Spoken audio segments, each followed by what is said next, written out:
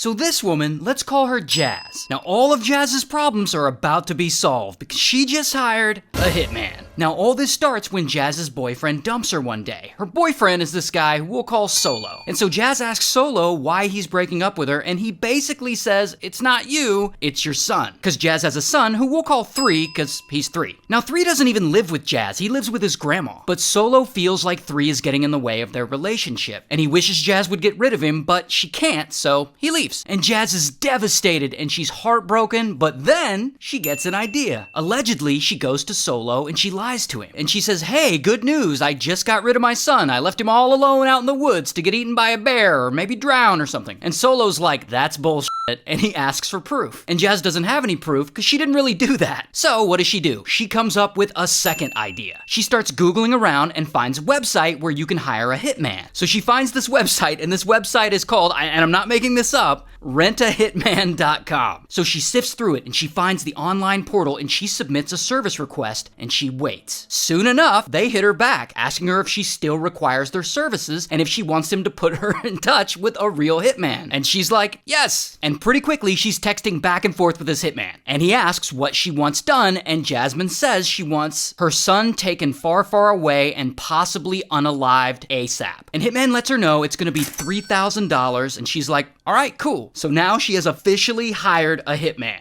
All right, I'm gonna pause that story really quick and talk about this guy. This is Bob. He works in IT. And one day, he and his buddies make a website for their cybersecurity company focused on getting web traffic, or hits. And he calls it rentahitman.com. And eventually he turns it into a parody site, an obvious parody site pretending to be a place where you can hire an actual hitman. And they even sell hitman themed merch and stuff like that. But one day Bob gets an email from a woman we're calling Jazz. And Jazz is looking to hire an actual hitman. Now Bob, he's a decent human being, so he gives this information to the police. Police set up a little sting operation and a detective writes Jazz back pretending to be a hitman. And of course she immediately incriminates herself by texting her plans to him. So they arrest Jazz, she confesses to everything, and here's her mugshot. They also arrest Solo too, because f*** him, and here's his mugshot. And I'm happy to say now that 3 is safe, reportedly living with his grandma. And this all happened in Miami, Florida, so shout out to Florida.